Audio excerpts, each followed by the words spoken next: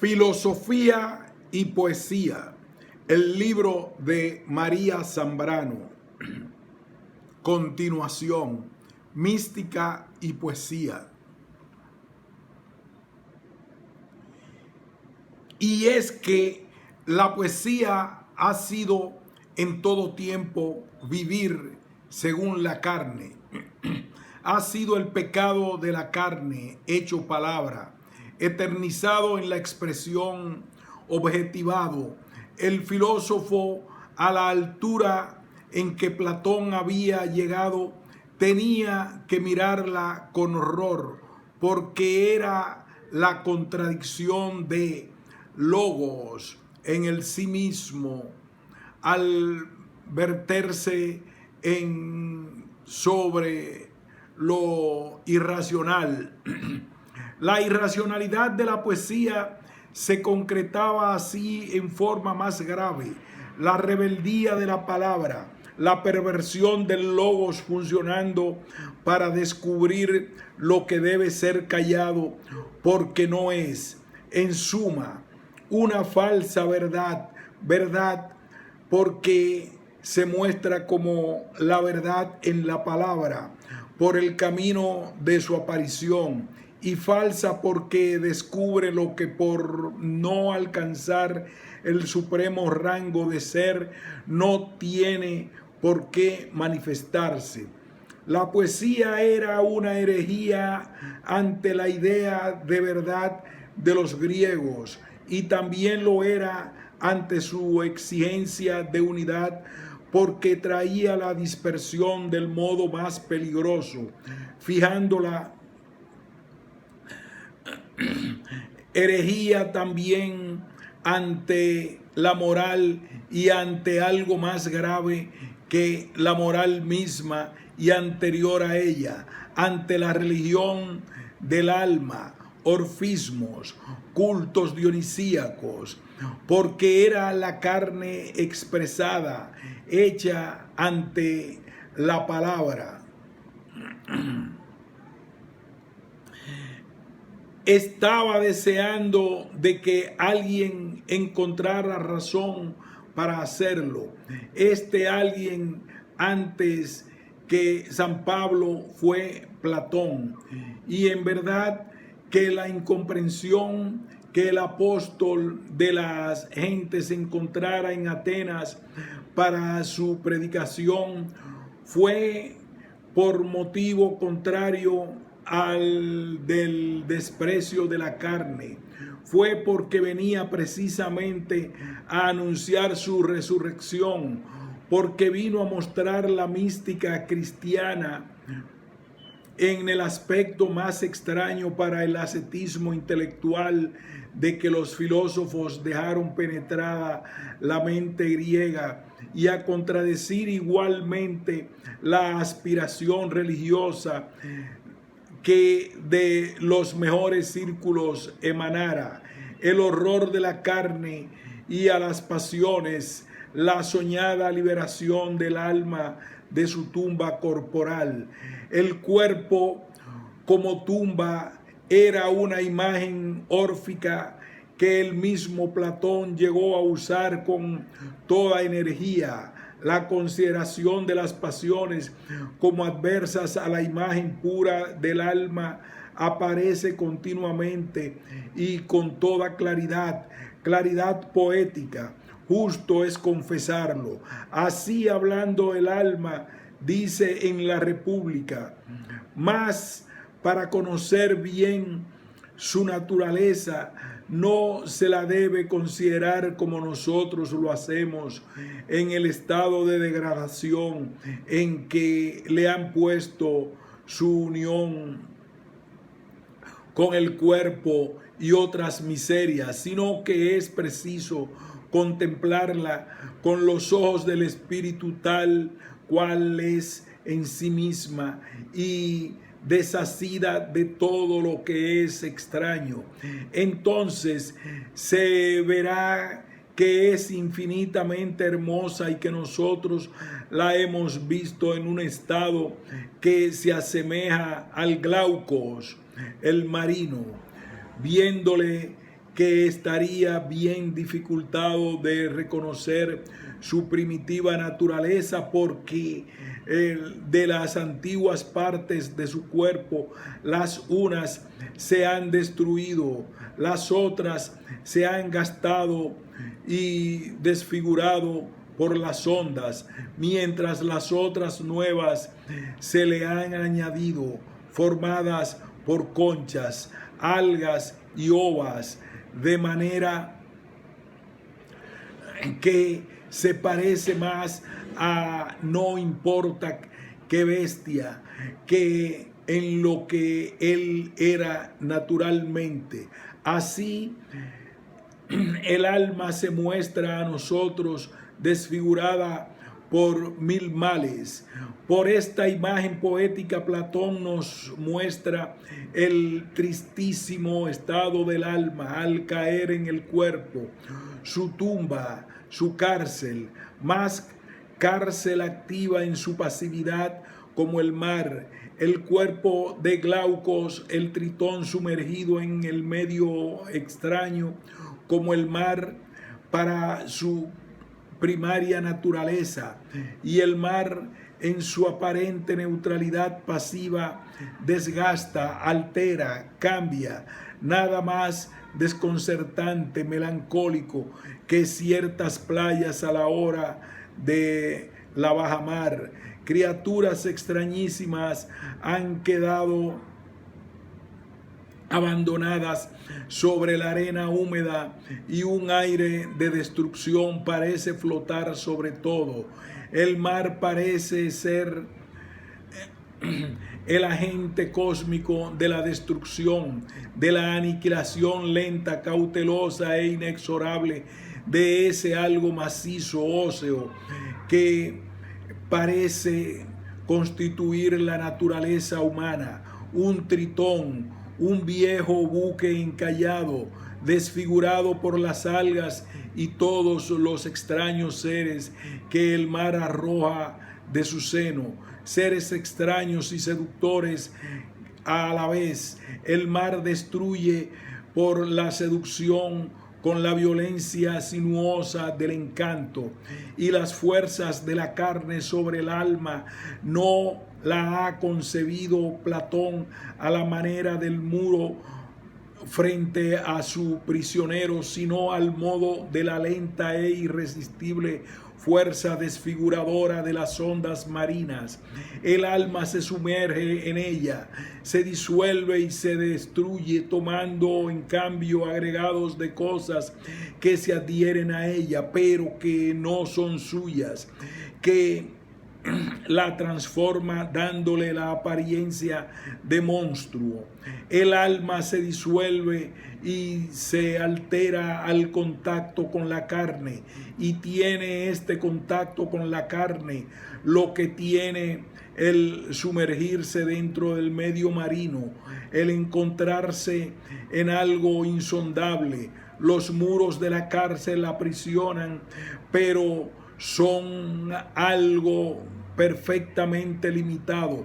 Su acción es meramente aisladora, más bien se sumerge en el mar, cae dentro del medio corrosivo de actividad destructora y sin límites insondable, cae en el algo donde ya no sabrá dónde está, donde su situación no podrá ser establecida claramente. Si logra mantenerse a flote, le sucederá lo que al tritón, lo que al buque encallado, será desfigurado y destruido.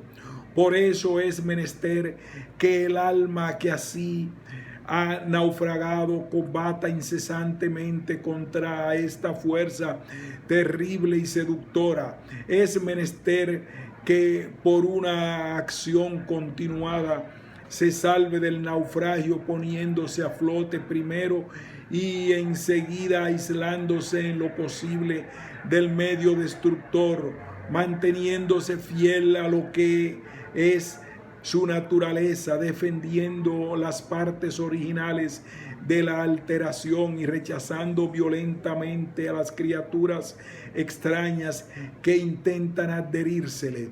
El combate es todavía más difícil que el del prisionero que, privado de la luz, está en posesión de sí mismo, a solas con su naturaleza, en libertad en suma, dentro de su confinamiento.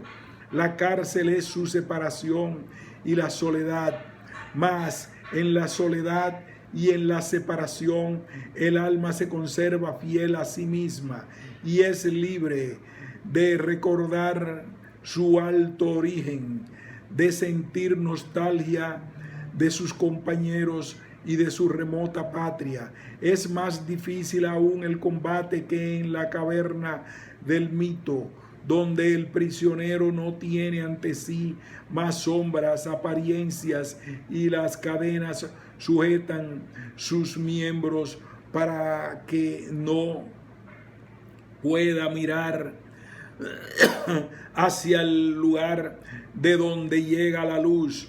En esta pintura que Platón nos ofrece ya al final de la República, el alma aparece encadenada por algo que no se limita a sujetarla, encadenada por unas cadenas activas que la destruyen, por un mundo, en fin, poblado de criaturas extrañas. Y aunque Platón no lo diga en este pasaje, poblado también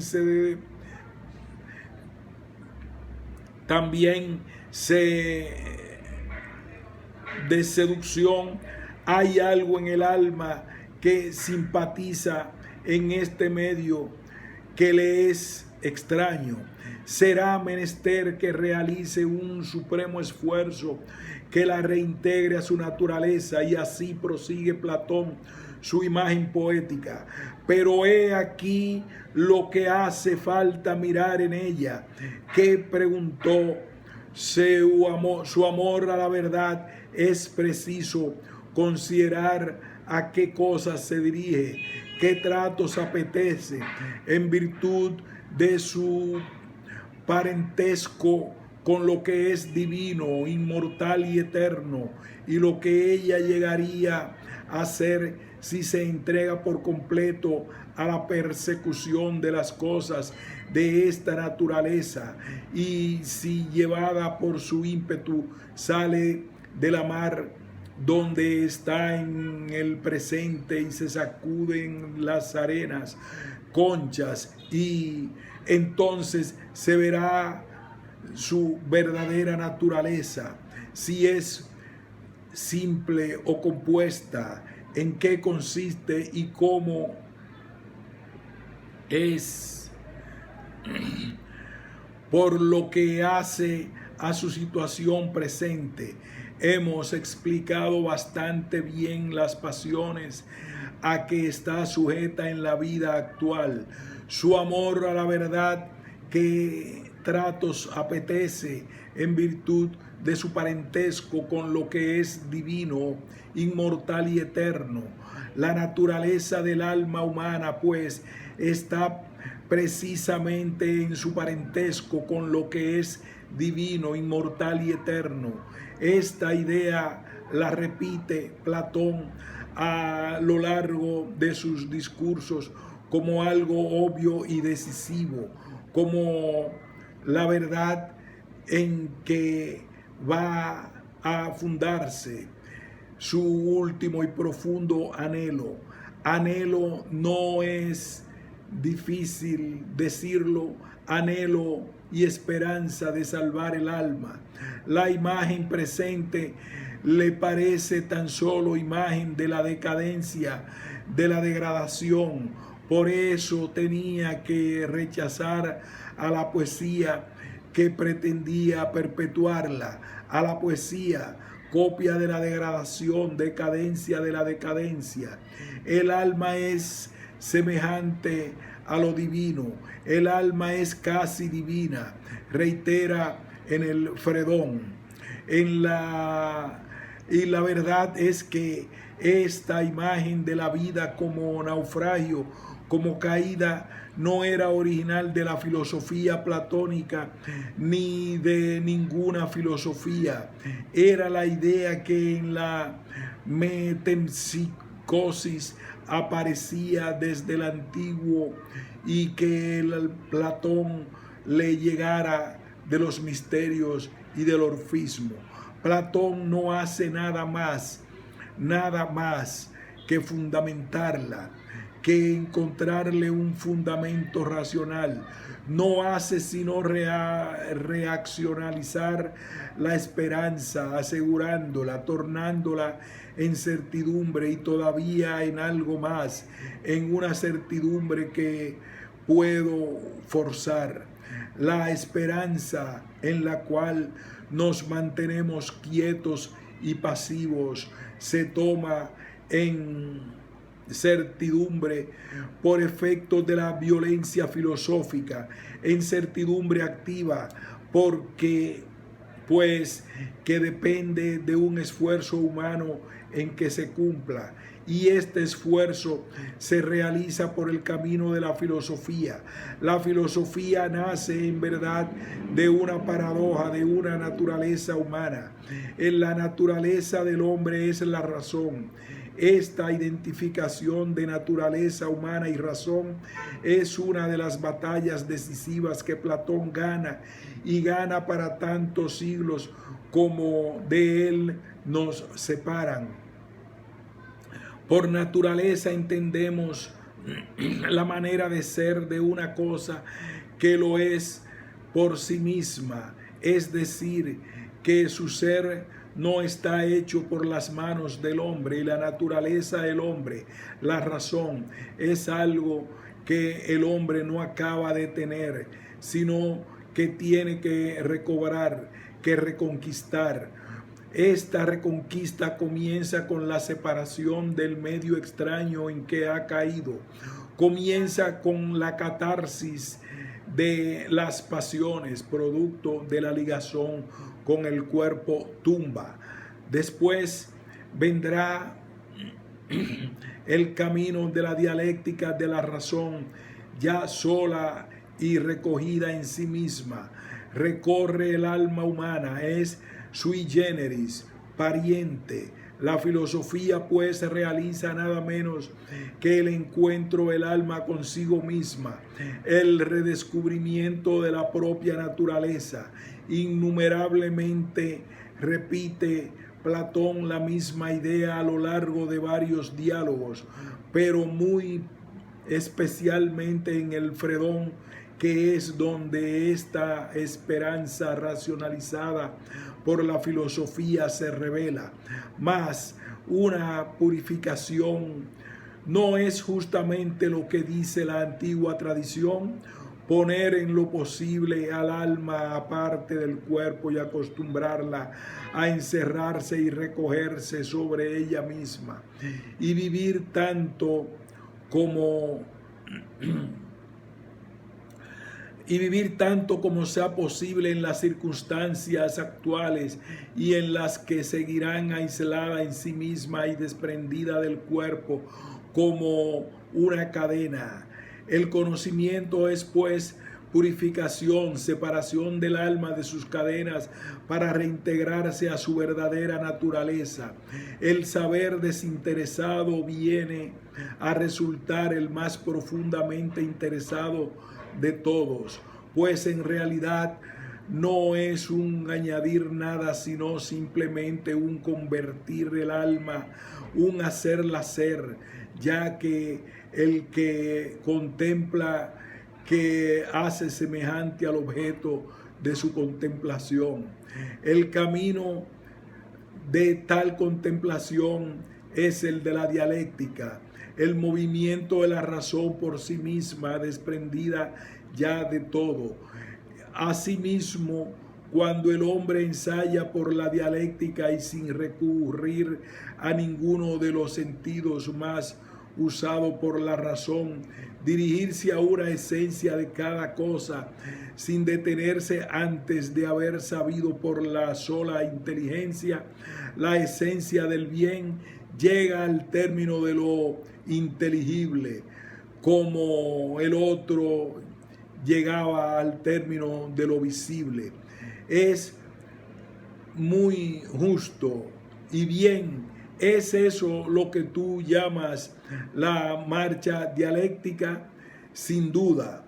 El arranque de esta dialéctica está en la violencia con que uno de los prisioneros de la caverna se ve forzado a separarse de las cadenas que le retienen frente a las sombras, y su término está en la contemplación de la idea del bien. El prisionero arrastrado primeramente sube penosamente el camino que conduce hacia la luz. La descripción de este prisionero en la ascensión hacia la verdad es algo que no ha podido perder su fuerza desde tantos siglos de tópicos platónicos. Fuerza impresionante por su realidad. Esta subida es la del que se ve forzado a ser filósofo.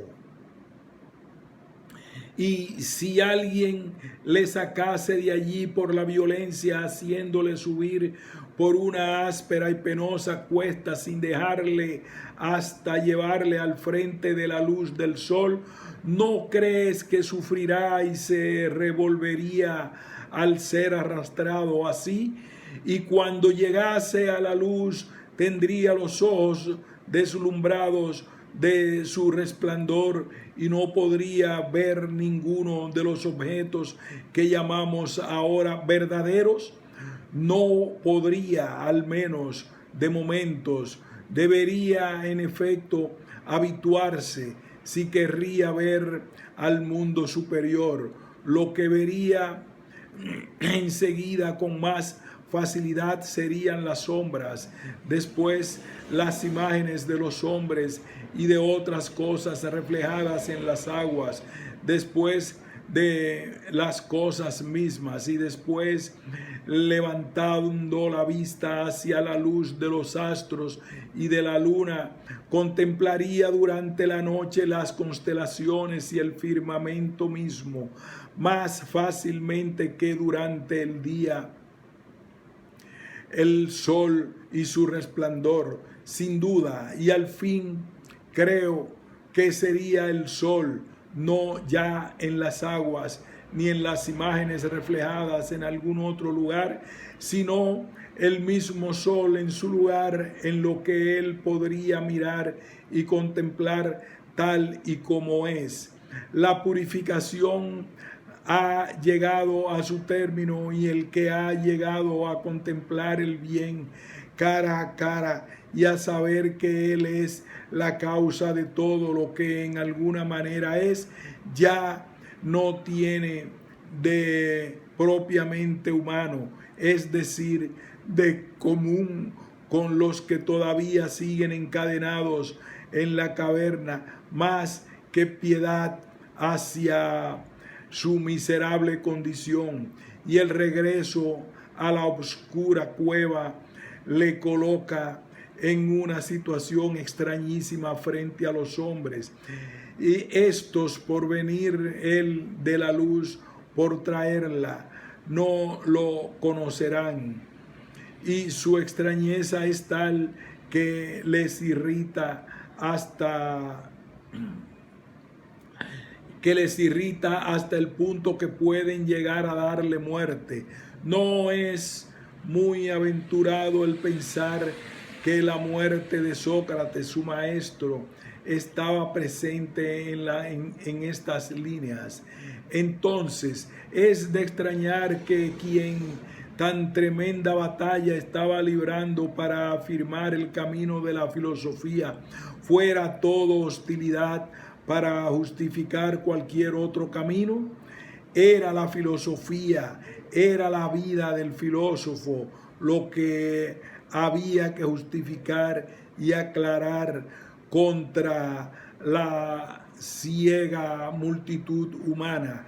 Era la esperanza puesta en la filosofía al alcance de todo hombre, porque la esperanza ya no dependía de los dioses ni del destino. La elección para la vida bienaventurada se hacía por uno mismo. Cualquier hombre podía elegirse a condición de que se eligiera de verdad, es decir, de que se resolviese a ejercer sobre su actual condición la violencia y arrastrado por ella subir el camino áspero al principio, luminoso y sin límites al final. Era la salvación de la filosofía por el humano esfuerzo. Toda alma tiene en sí la facultad de saber y un órgano destinado a este fin, y que como un ojo que no pudiese volver de la obscuridad hacia la luz, sino volviendo tras de sí todo el cuerpo, así este órgano debe separarse con toda el alma de las cosas perecederas hasta que llegue a ser capaz de soportar la vista del ser y de la parte más brillante del ser que la llamamos bien. ¿No es cierto? Sí, la educación es el arte de volver a este órgano y de encontrar para ello el método más fácil y eficaz. No consiste en crear una vista en el órgano porque ya la posee, más como está mal orientado y mira lo que no debe, ella debe procurar la conversión. El prisionero desligado, libre de la opresión, de las cadenas y del engaño de las sombras, se apiada de sus antiguos compañeros y los educa, los convierte. Conversión por la filosofía, por la dialéctica, que va más allá de ella, pues que esta áspera subida hasta llegar a la luz misma, esta conversión que cada cual puede realizar en su alma y que el filósofo cuida piadosamente, aparece fundada en algo, ya que no es lo de este mundo, porque esa luz bien no se contempla íntegramente, sino tras la muerte, y por ello en la República establece Platón la justicia de este mundo y nos da las razones para vivir bien. En el Fedón, la misma dialéctica tiene ya el sentido de una enseñanza para la muerte. La filosofía es una preparación para la muerte y el filósofo es el hombre que está maduro para ella. Y esta conversión no se verifica sino cuando nos hemos separado de la locura del cuerpo. Frase que creeríamos de San Pablo si la viésemos separada del texto platónico, separado de la locura de la carne, del engaño de las sombras. El filósofo recobra su naturaleza y la verdadera realeza humana, la naturaleza que no se posee, según hemos visto, sin esfuerzo ni violencia. Aquello de lo que el alma es pariente está en la otra orilla del río de la vida. La filosofía es un ejercitarse en morir, y la estancia del filósofo entre los hombres es muy semejante a la de alguien que ha muerto y que por privilegio especial ha obtenido la gracia de volver junto a los hombres como mensajero de la violencia que hace falta para que se realice la conversión, como una llamada de lo que del otro lado es pariente de la alterada naturaleza humana. Clara y taxativamente queda establecida en el Fedón la filosofía como la sabiduría de la muerte.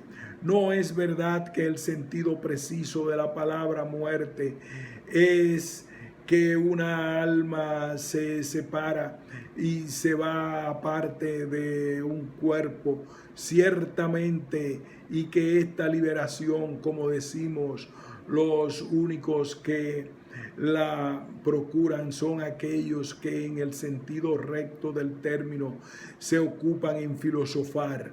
El objeto propio del ejercicio de los filósofos no es este mismo de liberar el alma y separarla del cuerpo.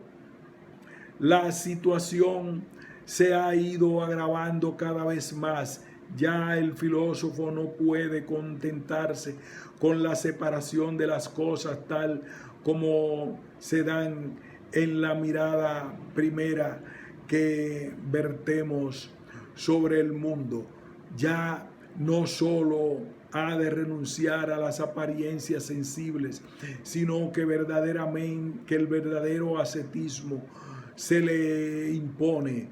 El conocimiento no es una ocupación en la mente, sino un ejercicio que transforma el alma entera, que afecta a la vida en su totalidad. El amor al saber determina una manera de vivir porque es ante todo una manera de morir, de ir hacia la muerte. Estar maduro para la muerte es el estado propio del filósofo. Las consecuencias habían de ser incontestables, no solamente para la poesía, sino para la vida entera.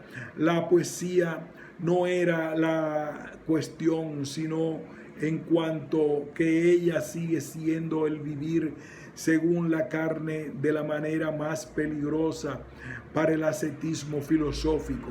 Vivir según la carne, no por virtud de ese primer movimiento espontáneo de todo ser viviente al plegarse a su propia carne. No, poesía es vivir en la carne, adentrándose en ella, sabiendo de su angustia y de su muerte. Las consecuencias habían de ser no ilimitadas ya para la poesía, sino para todas las cuestiones fundamentales de la vida. La suerte del no nacido cristianismo se decidió allí al quedar fundado filosóficamente el ascetismo. Y este ascetismo había de ser el lazo más fuerte y profundo que se tendiera entre religión cristiana y pensamiento griego. Repetimos. Y este ascetismo había de ser el lazo más fuerte y profundo que se tendiera entre religión cristiana y el pensamiento griego. Y si en alguna parte el ascetismo se dibujaba con mayor firmeza y claridad, no cabe duda que era en el pensamiento platónico tan vivo y creciente en el momento del que el cristianismo aparecía. Mas este ascetismo y el mismo camino que recorre la dialéctica en Platón, ¿qué significa? Ya lo hemos visto. No es conocer lo que interesa, no es el ser de las cosas, ni las leyes del mundo lo que el entendimiento persigue. Lo que se persigue es recobrar la humana naturaleza, rescatar el alma. Lo que Platón hace en realidad es teología y mística. Teología en cuanto se piensa o intenta pensar en la razón, lo divino. Mística en cuanto que nos ofrece el camino para convertirnos en ello. Catarsis y dialéctica no son sino medios para llegar a ser, y esto solamente explicaría la violencia que engendra la filosofía, la fuerza que lleva a desprendernos de lo que nos rodea, de nuestra propia envoltura, de nuestras pasiones. Si Platón condena las pasiones es sencillamente porque quiere salvar la sede de donde las pasiones se asientan, porque quiere salvar el alma.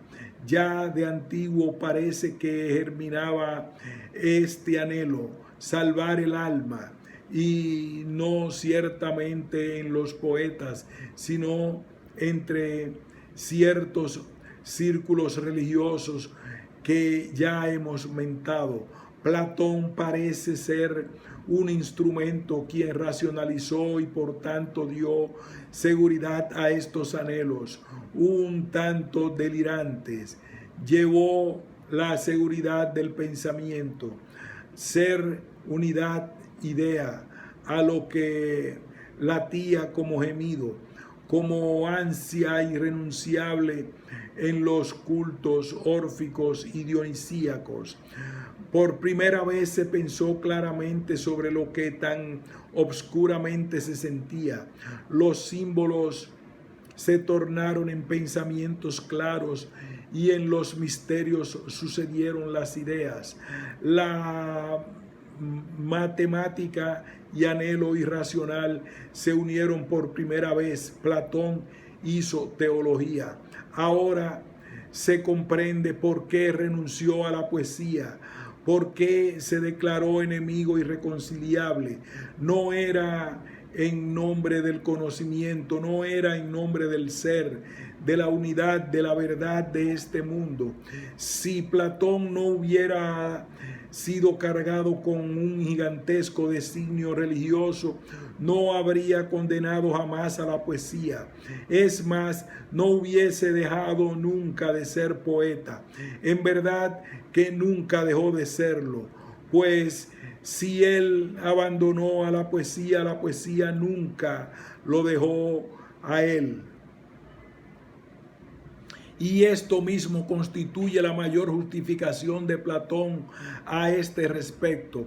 La condenación platónica de la poesía se manifiesta en la República de forma un tanto desconcertante que parece encubrir lo que ahora vemos tan claramente, y es que lo establecido en la ciudad ideal era en realidad doble. Había en ella dos estructuras. Una, la estructura, diríamos, puramente terrena de una ciudad presidida por la justicia, y otra, lo que en el libro sexto se establece acerca de los filósofos y de la filosofía, que se alza en verdad por encima de la justicia misma. Ya es teología y mística, la mística de la razón. Parménides y las antiguas creencias se han dado la mano, se han justificado mutuamente. Puede parecer un poco audaz, pero en verdad hay un libro maravilloso, partes que parecen interpoladas, que podrían quizás sustraerse, dejando íntegras las otras partes, las que se refieren a la primera estructura, a la ciudad humana. Diríase que es una revelación añadida a lo que el hombre Platón pensó por sus propios pasos. La condena de la poesía hecha en la República aparece en primer término en toda su fuerza dentro de la primera estructura, dentro de la ciudad humana gobernada por Dicaicine, porque los poetas alteraban con su elegíaco amor, con su pintura del frenesí de las pasiones, el orden impreso por la razón. Es una condenación moral y política la que se manifiesta.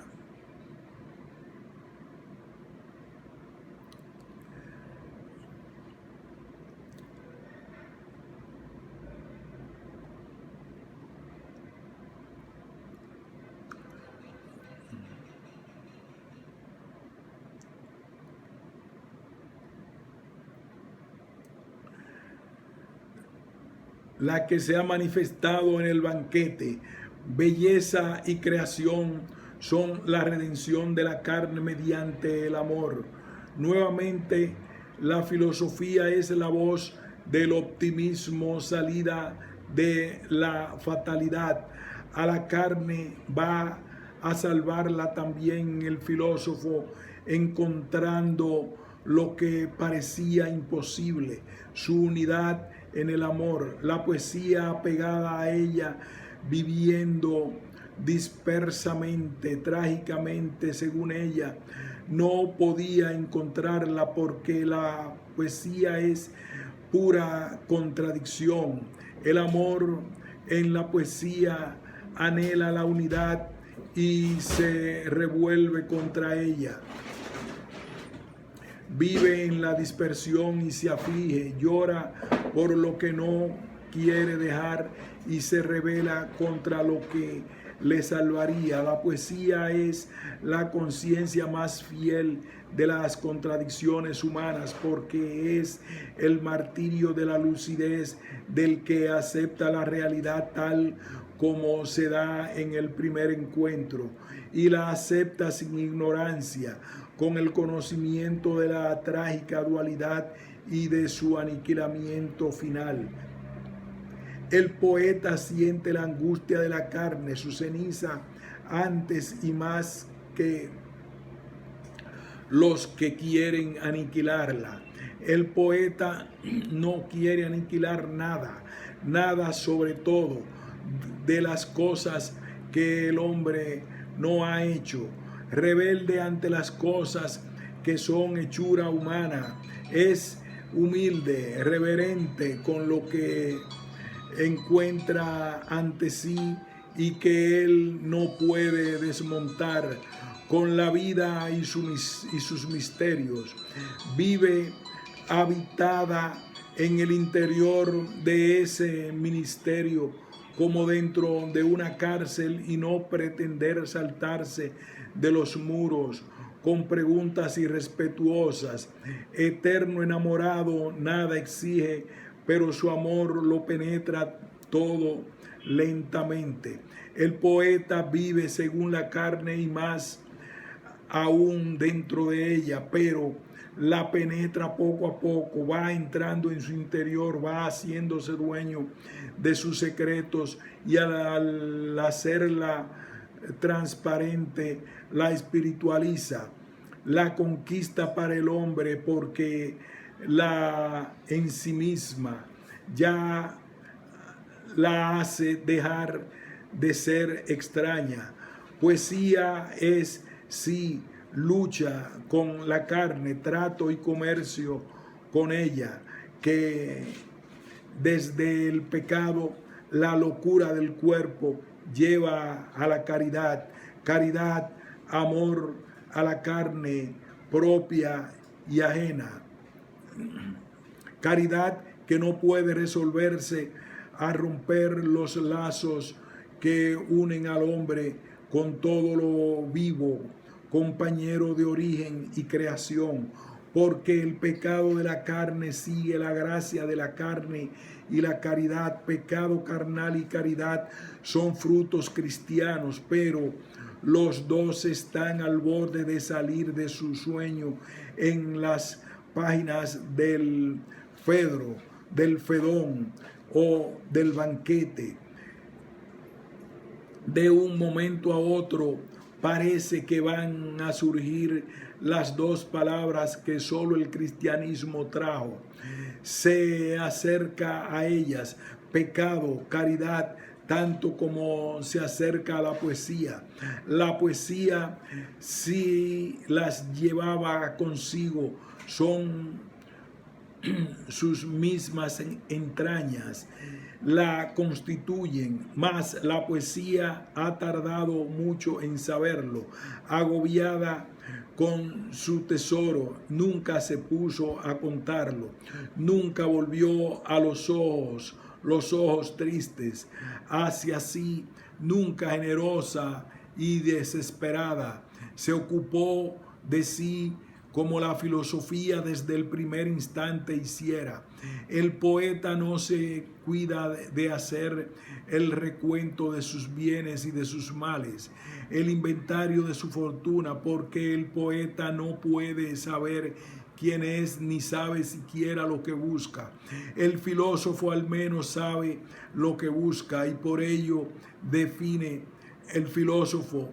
El poeta, como no busca, sino que encuentra, no sabe cómo llamarse. Tendría que adoptar el nombre de lo que posee, de lo que le toma allanando la morada de su alma, de lo que le arrebata, pero no sería fácil, pues unas veces se siente arrebatado, endiosado, otras se siente en cambio apegado, enredado en sueños sin forma, ni siquiera ímpetu. Se siente vivir en la carne cuando la carne todavía es opaca y no se ha hecho transparente por la luz de la belleza. ¿Cómo llamarse el poeta? Perdido en la luz, errante en la belleza, pobre por exceso, loco por demasiada razón, pecador bajo la gracia. El filósofo busca porque se siente incompleto y necesitado de completarse, porque siente su naturaleza alterada y quiere conquistarla, pero el poeta nada en la abundancia, en el exceso, y tal vez por esta sobreabundancia el poeta no puede elegir. Por vivir inundado por la gracia no puede recogerse sobre sí, intentar ser sí mismo, si ni sabe que sea esto de sí mismo, que es la obsesión del filósofo, perdido en la riqueza, ciego en la luz, pecador en la gracia, viviendo según la carne y según la caridad. El camino platónico es bien diferente. Si parece que pasa al borde mismo de la palabra pecado y de la palabra caridad y no cae en ella, era que no podía. Esa leve distancia que le separa es esencial a toda su filosofía. De haberla atravesado, todo hubiera tenido que empezar planteándose desde su raíz. Si Platón quiere salvar las apariencias, no puede renunciar a salvar el amor que nace de la carne, pero tiene que separarlo de ella. Toda la teoría platónica del amor es su deshacimiento del cuerpo, su incorporación al proceso de la dialéctica, del conocimiento que conduce al ser que es y al hacer yo con lo que es. Parejamente en la dialéctica corre la escala de la belleza. La belleza tiene el privilegio de ser visible enteramente. El ser verdadero está oculto. La unidad y el bien, lo divino, no son visibles. El ser verdadero está oculto. La unidad y el bien, lo divino, no son visibles. Mas la belleza es lo único que tiene el privilegio de manifestarse sensiblemente, inclusive sin caer en el no ser. Diríamos que es la única apariencia verdadera. En cuanto a la belleza, brilla, como ya he dicho, entre todas las demás esencias, y en nuestra estancia terrestre, donde lo eclipsa todo su brillantez, la reconocemos por el más luminoso de nuestros sentidos. La vista es En efecto, el más sutil de todos los órganos del cuerpo. No puede, sin embargo, percibir la sabiduría porque sería increíble nuestro amor por ella. Si su imagen y las imágenes de las otras esencias dignas de nuestro amor se ofreciesen a nuestra vista, tan distintas y tan vivas como son, mas no únicamente la belleza ha obtenido este privilegio de poder ser lo que está en la evidencia y aquello cuyo encanto es más amable. Es en verdad como si el ser verdadero y oculto dejara verse por el desgarrón del velo que lo cubre. Por eso es posible partir para esta nueva ascensión desde la belleza visible. Es lo único visible en que podemos apoyarnos, mas para dejarlo enseguida por la belleza una. El que quiera además aspirar a este objeto debe desde su juventud comenzar a buscar cuerpos bellos. Debe además, si está bien dirigido, amar uno solo. Enseguida debe llegar a comprender que la belleza que se encuentra en un cuerpo cualquiera es hermana de la belleza que se encuentra todos los demás. En efecto, si es preciso buscar la belleza en general, sería una gran locura no creer que la belleza que reside en todos los cuerpos es una e idéntica.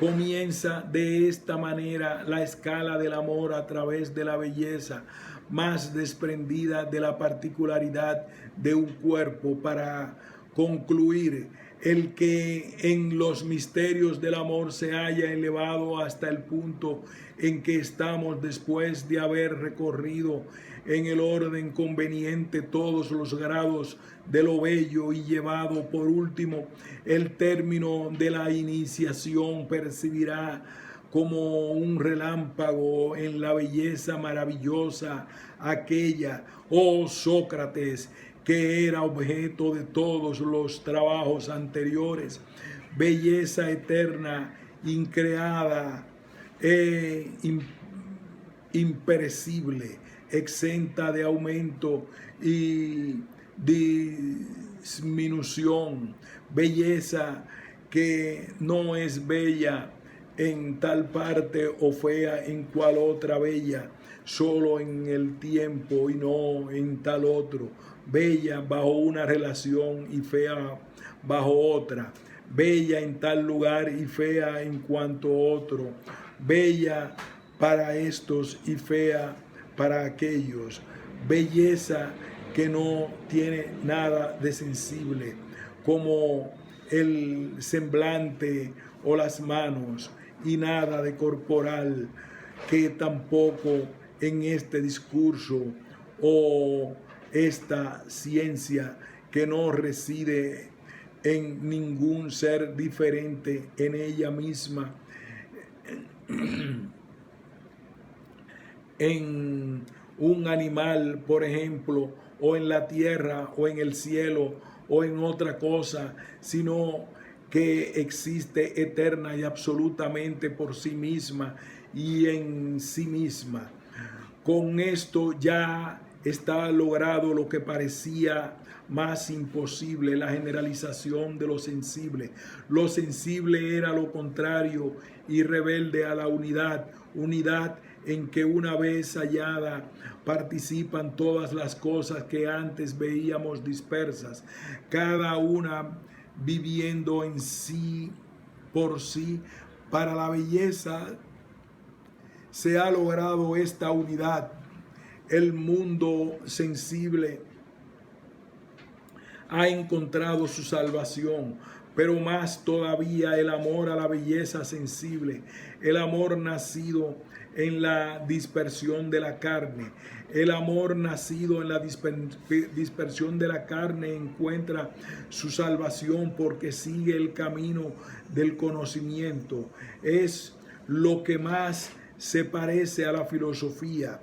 Como ella es pobre y menesteroso, persigue repetimos, como ella es pobre y menesteroso y persigue a la riqueza, como ella nace de la oscuridad y persigue y acaba en la luz, nace del deseo y termina en la contemplación, como ella es mediador. Y ahora, después de leer el banquete, se presenta la duda de que haya en realidad dos caminos de salvación, el de la dialéctica y el del amor. Esta otra dialéctica amorosa está esta purificación del alma dentro del amor mismo, sin que sea menester su aniquilación. El amor sirve al conocimiento, llega al mismo fin que él por diferente camino, por el camino que menos apropiado parecía, el de la manía o el delirio. He aquí a donde llega todo este discurso, que cuando a la vista de la belleza de aquí abajo y el recuerdo de esto que es verdadero, toma las alas de nuevo alado e impaciente también de volar, más impotente para hacerlo, dirige a lo alto sus miradas a la manera del pájaro y descuida las cosas de acá abajo. De todas formas de posesión divina, entusiasmo, esta se revela ser la mejor tanto que el sujeto como para él que la está para divina, de todas las formas de posesión divina, entusiasmo. Esta se revela ser la mejor, tanto para el sujeto como para el que le está asociado, y la presencia de este delirio en el que ama a los cuerpos bellos hace decir de él que está loco de amor, un delirio divino que es el amor. Como al llegar aquí no sintió Platón la necesidad de justificar a los poetas como hombres esclavizados por este delirio del amor que ejerce la misma función que la violencia filosófica. Mediante él, el hombre queda arrebatado, suspenso en éxtasis, según los místicos habían de repetir durante siglos innumerablemente. Agradezcamos a Platón el banquete, el Fedro. Por ellos el amor quedó a salvo en su total destrucción, en el ascetismo dominante que enlazó filosofía griega y religión cristiana. El amor y su culto, la religión del amor, la antigua religión del amor, de los misterios, tuvo un lugar por el pensamiento platónico. No solamente se unen filosofía griega y cristianismo, sino la religión del amor y el alma, que bajo diversos nombres existía, y el cristianismo. Si este pensamiento mediador hubiera quedado completamente sin este pensamiento mediador hubiera quedado completamente aniquilada, oculta y tal vez produciendo graves trastornos con inexplicables apariciones parciales y desesperadas, porque el cristianismo, religión triunfante que ha vivido en la cultura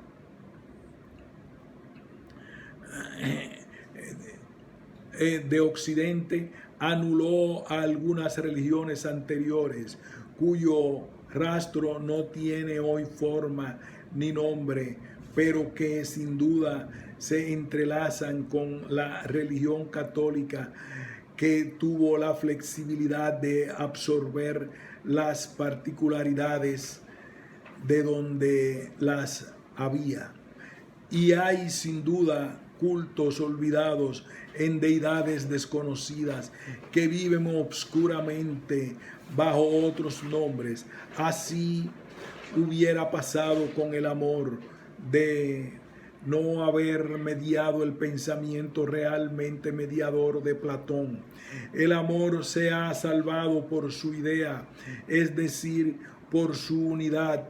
Se ha salvado porque, partiendo de la dispersión de la carne, lleva a la unidad del conocimiento, porque su ímpetu irracional es divino, ya que hacia lo divino asciende. La idea primera que del amor se crea es ya mística.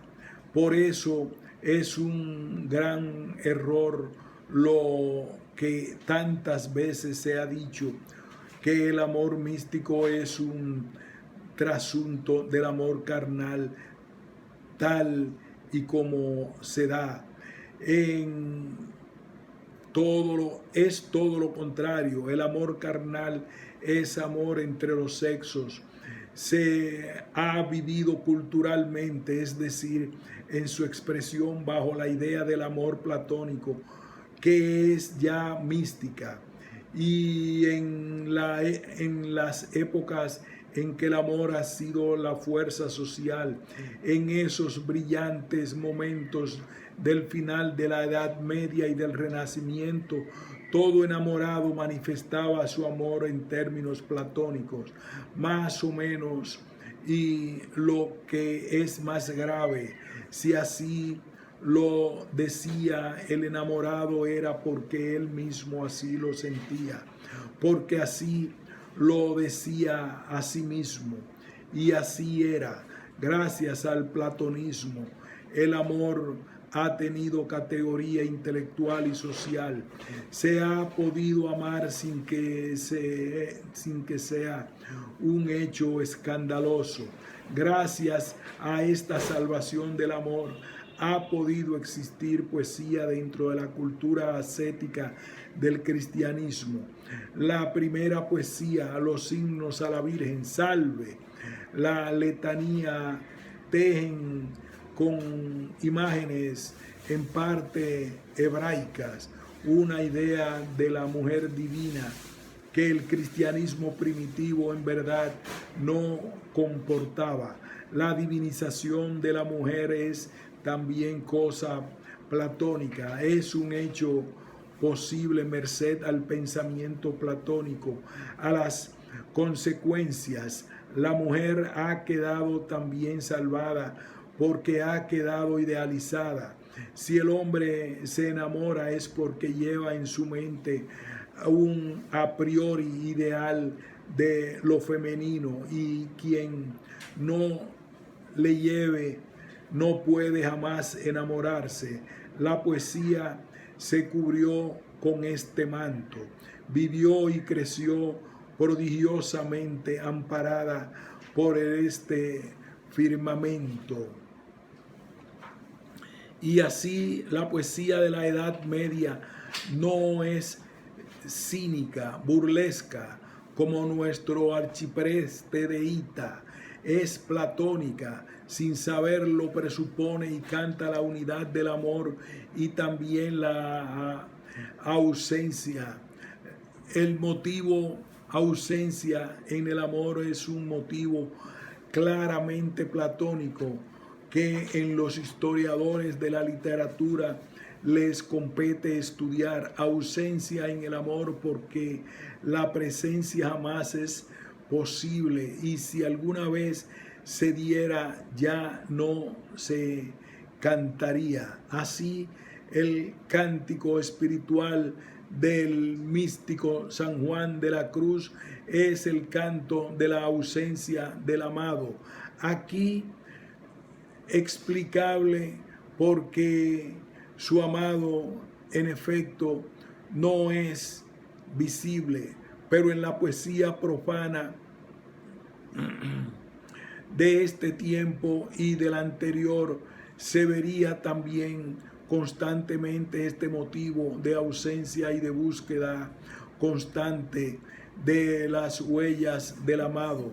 La naturaleza entera se transforma, ríos, árboles, prados, la luz misma conserva la huella de la presencia amada, siempre esquiva e inalcanzable, porque el amor lleva ya constitutivamente una distancia. Amor sin distancia no sería amor, porque no tendría unidad. Es decir, el objeto es su diferencia fundamental con el deseo. En el deseo no hay propiamente objeto, porque lo apetecido no está en sí mismo.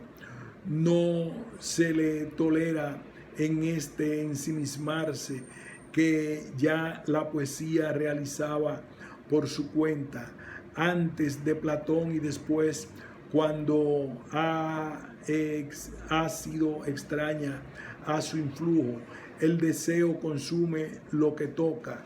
En la posesión se aniquila lo deseado, que no quiere independencia, que no existe fuera del acto del deseo.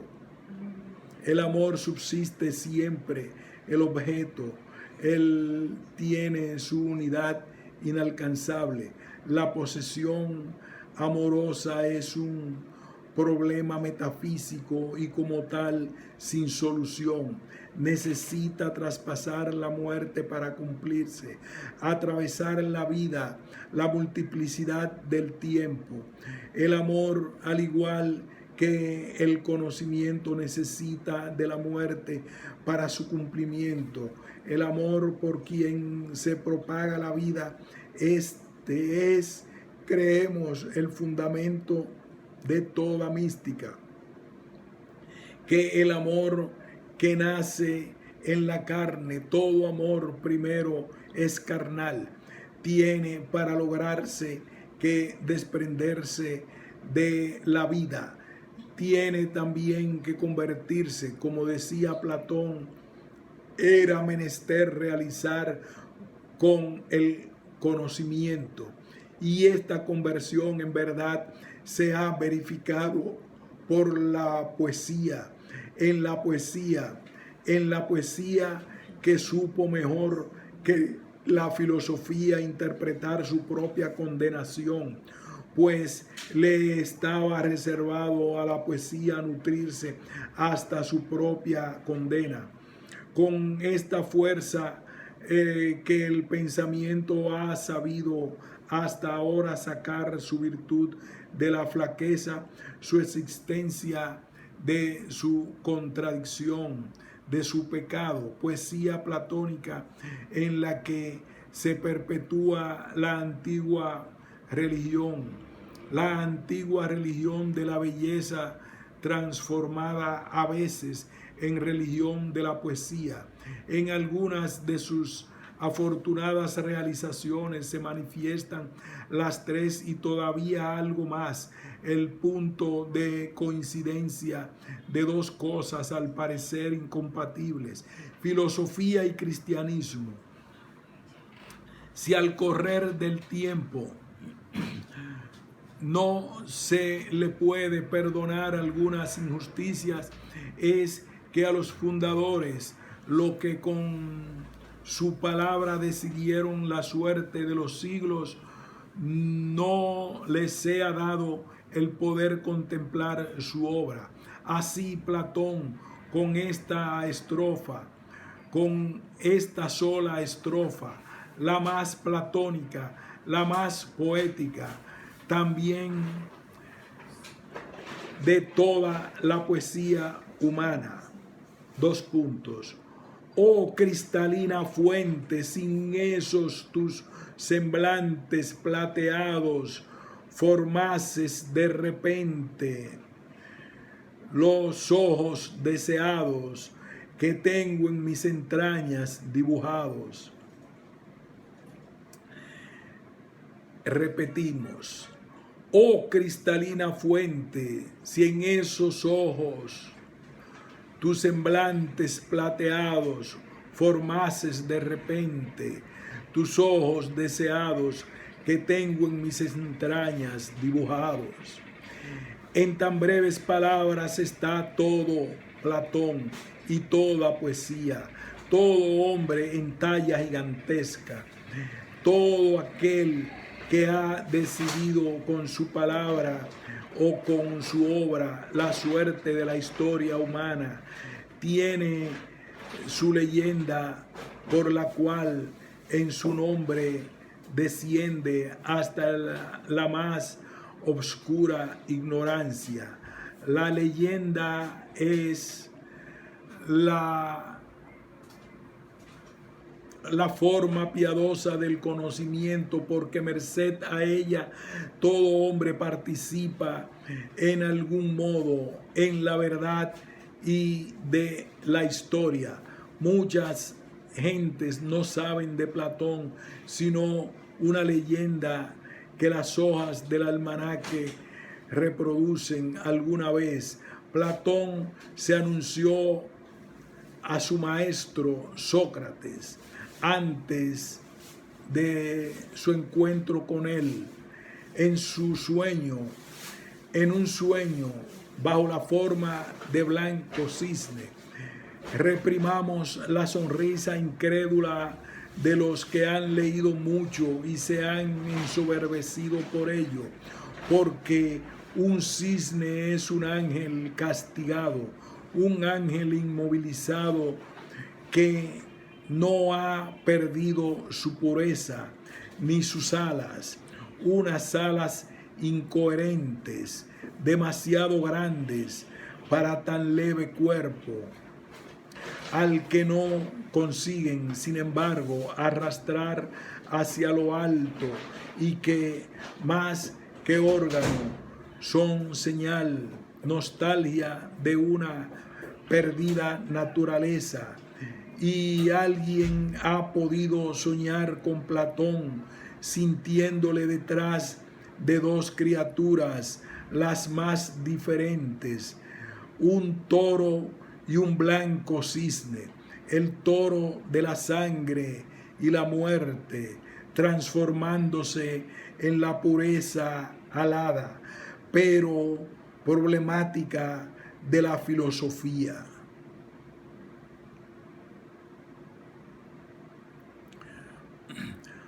Poesía y metafísica. Parecería natural que tras la reconciliación entre pensamiento y poesía operada bajo el cielo de las ideas platónicas, pensamiento y poesía no volvieran ya a ser irreconciliables. Así hubiera sido de no haber en el mundo más pensamiento que la filosofía platónica. Pero después, mucho después que Platón pidiera el poder para el pensamiento filosófico, otros se lo alzaron en demanda de lo mismo, mas con diferentes designios, porque hemos visto que Platón, que despreció a la poesía, que erigió un imperio más alto que nadie, a la razón, iba cargado por un designio más generoso y universal, más verdaderamente amante de la unidad que lo que a primera vista encontramos en su condenación de la poesía.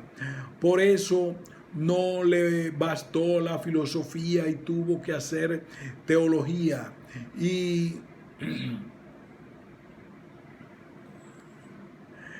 tuvo que descubrir, fortaleciéndola, fundamentándola y aclarándola, la mística. Pero no todos los filósofos han procedido llevados de iguales ansias. Muchos más tarde en la vida de esa parte del mundo llamada Europa y en el momento histórico llamado época moderna, la filosofía volvió a nacer por segunda vez. Renació con ello sus pretensiones imperiales, fueron presentadas de nuevo, pero de diferente manera, porque la primera esperanza había quedado fundada. La Edad Media y el Renacimiento han recogido esta herencia platónico-cristiana, y era tal su firmeza que hasta dentro del ascetismo se había hecho lugar para el goce. Como ya habíamos visto, algo se había salvado del ascetismo, no por el lado cristiano, sino por la vía platónica. Era el amor, justamente el amor platónico, y su riqueza es tanta, tan profunda, su fecundidad, que llega hasta el arte plástico, más alejado todavía, más irracional que el de la palabra. La pintura misma se llena de logos, se penetra de idea y de sentido.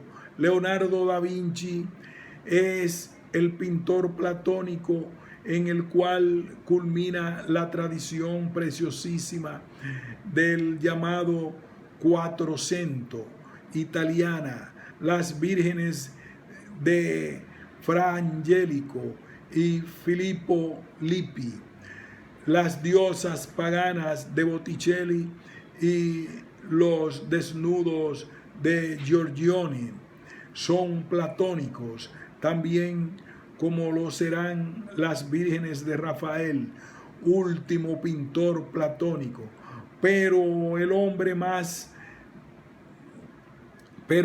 jamás se satisface, y cuando logra la reconciliación entre dos principios que aparecían como irreconciliables, levanta otro, y más bien desde uno de ellos se eleva su continuidad, levantando de nuevo la lucha.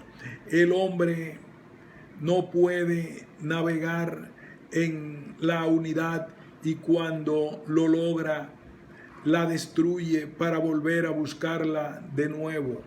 Necesita la unidad como meta, como horizonte, y como puede saborearla cuando al fin ha caído a sus pies como un fruto maduro. La esperanza que en el mundo griego aparece, la esperanza que el hombre tuviera al fin ser frente al ir y venir de la naturaleza, ser también dentro de su propio torbellino, había quedado en verdad afianzada en el doble camino de la filosofía de la religión cristiana. Filosofía y religión se habían unido en tan estrechamente desde los primeros momentos, que bien a las claras se mostraba que la batalla que estaba dando las dos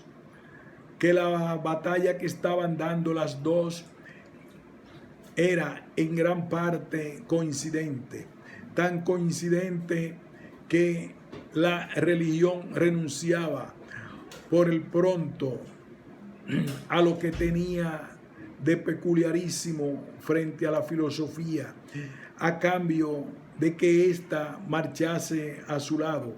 Y así fue, y así quedó cumplido perfectamente, con la perfección pocas veces conseguida en asuntos humanos.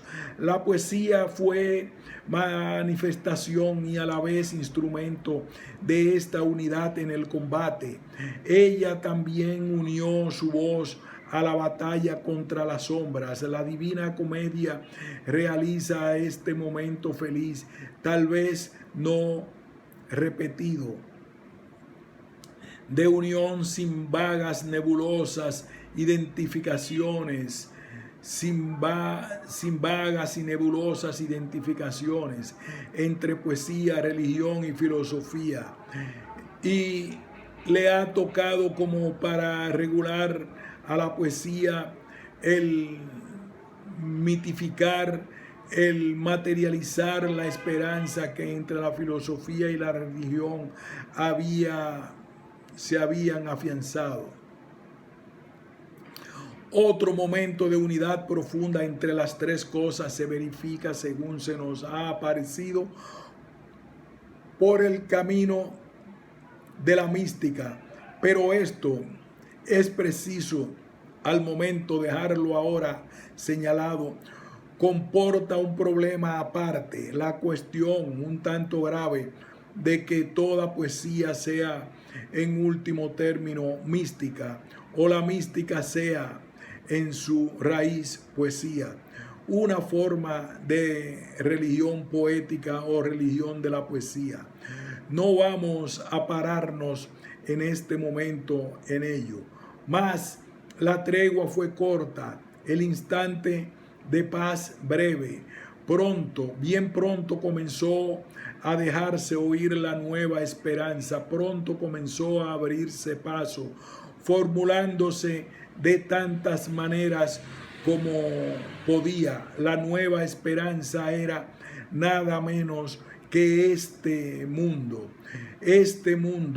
tener en este mundo todo lo que habíamos aplazado para el otro, gozar más acá del tiempo de lo que solamente a condición de atravesar el dintel de la muerte se nos había prometido tan razonadamente, es decir, saltar el largo camino de la ascesis. La nueva esperanza no se encierra dentro del ascetismo, lo quiere todo sin tener que renunciar por el pronto a nada. Lo quiere todo, pero quiere algo de una manera más determinada, y es la individualidad. La verdad es que la esperanza primera se ha dirigido ante todo al ser de las cosas, y enseguida al ser del mismo nombre. Mas este ser íntegro del hombre, solo más allá de la muerte, por la contemplación, dice Platón, por la redención, dice el cristianismo, se podía hallar. Mas ahora el acento va a caer sobre el ser logrado en este mundo, más acá de la muerte, en otro momento, en el ser mismo, en el ser individual.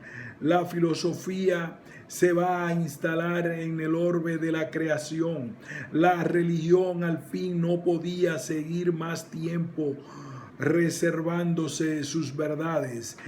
Ya la batalla dada en su común junto con la filosofía había sido ganada. Ahora cada una va a formular sus nuevas exigencias, que curiosamente se van a transfundir del cristianismo, un misterio, el de la creación, voluntad y libertad divinas infinitas, va a adelantarse como tema central obsesionadamente.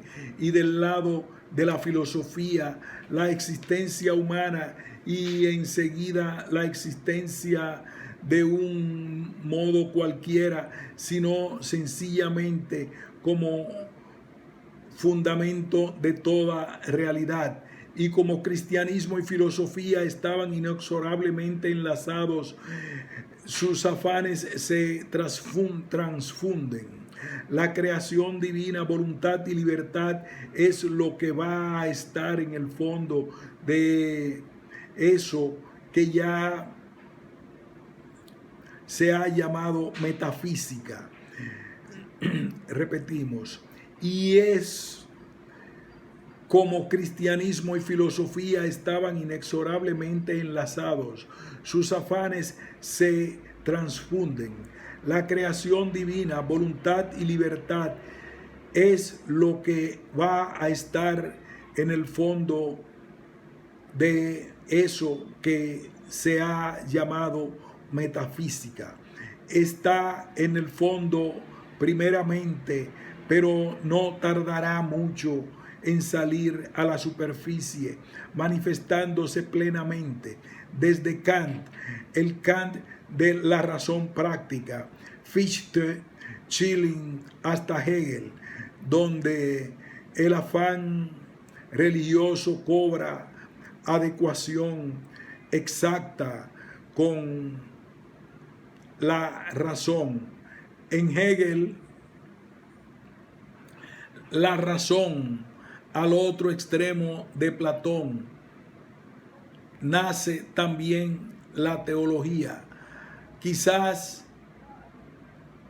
no sea aventurado si este periodo del pensamiento filosófico se le llama metafísica de la creación. En el orden del conocimiento se quiere encontrar la fundamentación de la ciencia, es decir, del conocimiento que ya se posee, pero que por lo visto no es bastante el que se posea, sino que posee desde su última raíz. Se trata realmente de un conocimiento ambicioso, pues en realidad llegar a la fundamentación del conocimiento es tanto como saber las cosas, lo que se sabría si se las hubiese creado, es conocer desde la raíz misma del ser, el conocer absolutamente.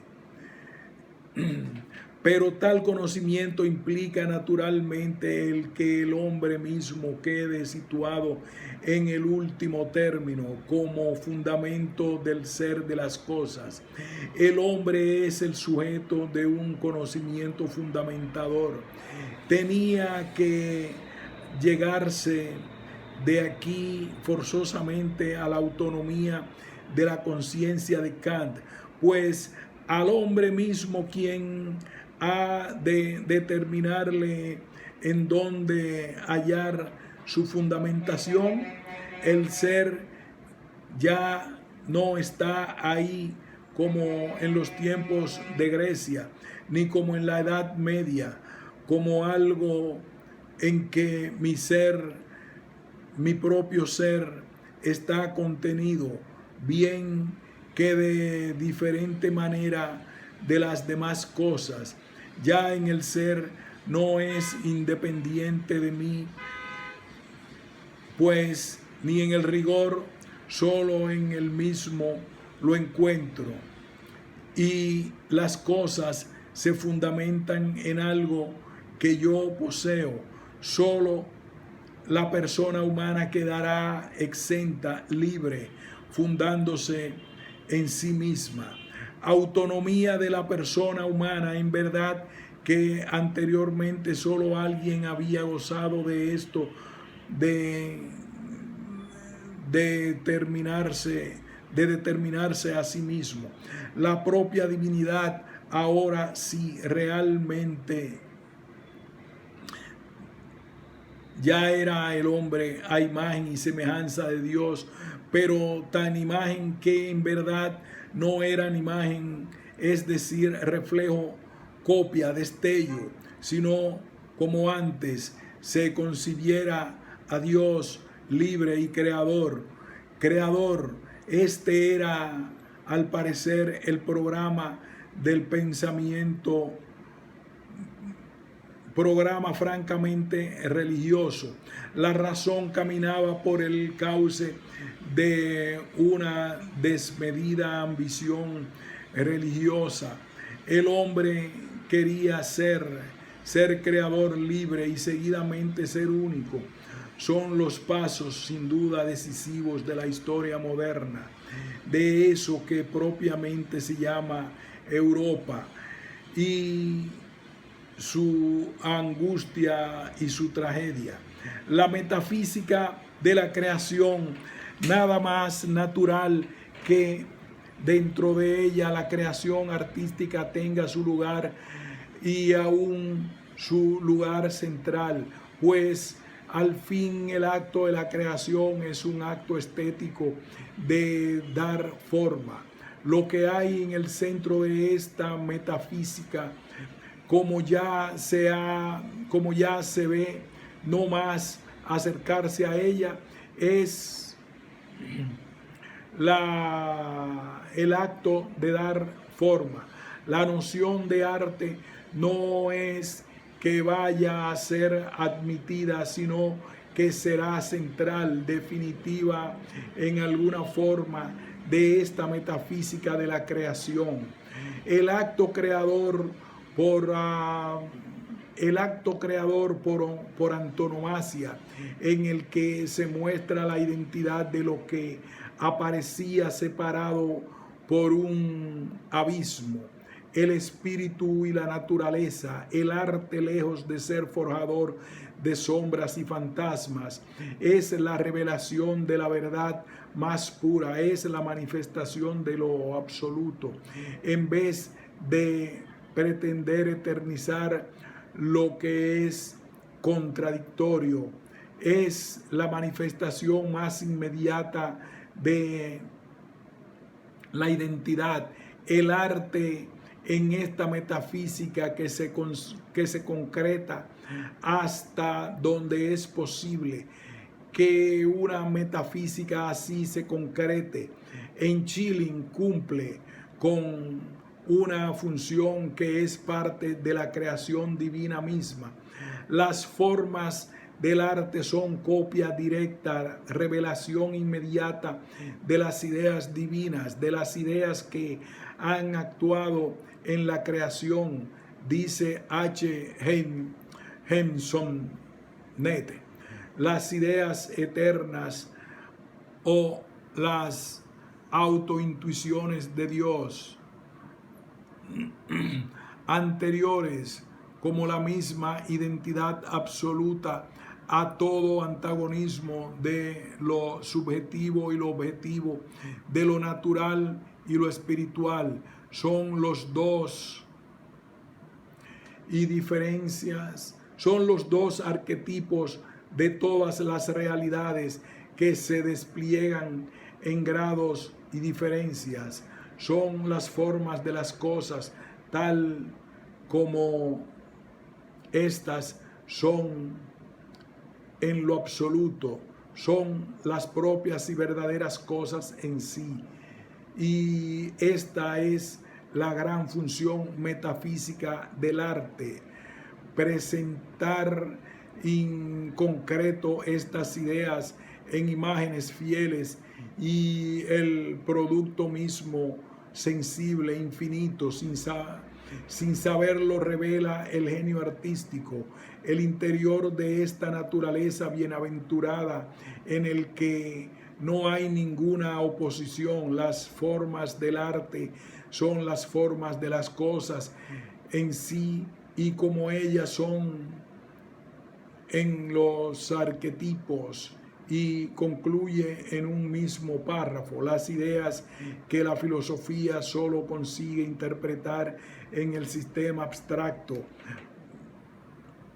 hácense objetivas por medio del arte y como almas de cosas reales. No podría darse reivindicación más profunda, más total del arte. Desde la filosofía inevitablemente ha tenido que darse en un pensador platónico dentro del antiplatonismo que significa la metafísica moderna. Metafísica de la creación, de la voluntad, de la libertad, por tanto cada vez desgajada más de la herencia platónica, contemplación de la unidad del ser, la contemplación amorosa, amante de la unidad del mundo más allá de lo que descubren los ojos de la carne.